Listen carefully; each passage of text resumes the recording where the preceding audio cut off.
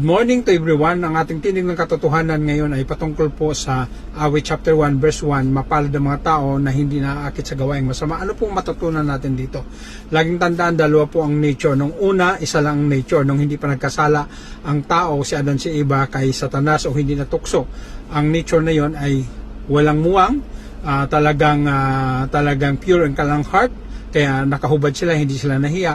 Pero nung nagkasala na, di ba, nahihiya na sila pala'y hubad.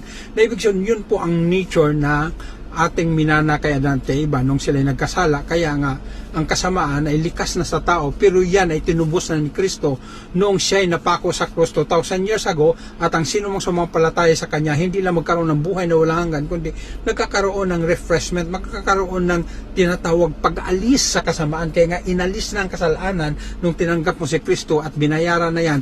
Ang sabi niya, titilistay, tapos na. Ibig sabihin, hindi ka na dapat magiging bandage o hindi ka na dapat maging alipin sa kasalanan because Jesus prayed for you. Thank you po. To God be the glory.